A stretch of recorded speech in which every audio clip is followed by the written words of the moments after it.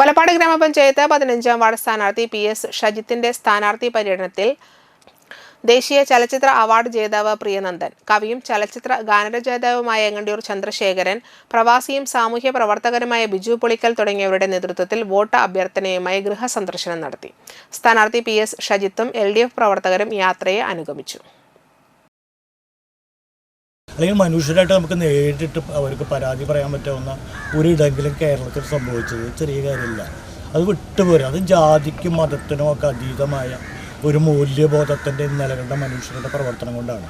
അതിനെ മറച്ചു വയ്ക്കപ്പെടുകയാണ്, നമ്മളെ തെറ്റിദ്ധരിപ്പിക്കപ്പെടുകയും ഒന്നിച്ചു നിൽക്കുന്ന ആളുകളെ ഭിന്നിപ്പിക്കുകയും കിടന്നൊരു കെട്ട കാലത്ത് പ്രതിരോധത്തിൻ്റെ ശബ്ദമാവുക എന്നുള്ളത് ഒരു വലിയ കാര്യം തന്നെയാണ്.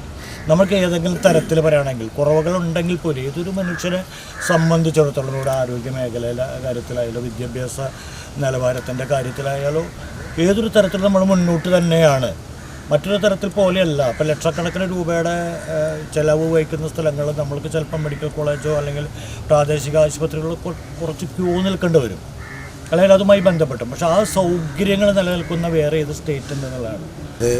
ഇതിനൊരു വലിയ ദിശാബോധം കൊടുക്കുന്നതിന് വേണ്ടി ഷജിത്ത് നേരത്തെ പറയുണ്ടായി. കഴിമ്പ്രം ബീച്ചിൻ്റെ വികസന സ്വപ്നങ്ങൾ ഏത് രീതിയിൽ തുടങ്ങി മുന്നോട്ട് കൊണ്ടുപോയോ അതുപോലെ തന്നെ പാലപ്പെട്ടി ബീച്ചിൻ്റെ ഒരു ടൂറിസം ഹബ്ബാക്കി, പാലപ്പെട്ടി ബീച്ചിനെ ഒരു ടൂറിസം ഹബ്ബാക്കി മാറ്റുന്നതിന് വേണ്ടിയിട്ടുള്ള കൂടുതൽ പ്രവർത്തനങ്ങളിലേക്ക് ഷജിത്ത് അതുപോലെ വരുന്ന പഞ്ചായത്ത് ഭരണസമിതി എല്ലാം മുന്നിട്ടിറങ്ങും എന്നുള്ള ഒരു ഉറപ്പ് നമുക്ക് കിട്ടിയിട്ടുണ്ട്.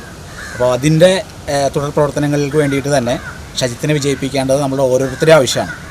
ബീച്ച് ടൂറിസവുമായി ബന്ധപ്പെട്ടും അതുപോലെ തന്നെ ബീച്ച് ഫെസ്റ്റിവലുമായി ബന്ധപ്പെട്ടും നിരവധി പ്രവർത്തനങ്ങൾ ഷജിത്ത് നമുക്ക് വേണ്ടി നടത്തിയിട്ടുണ്ട്.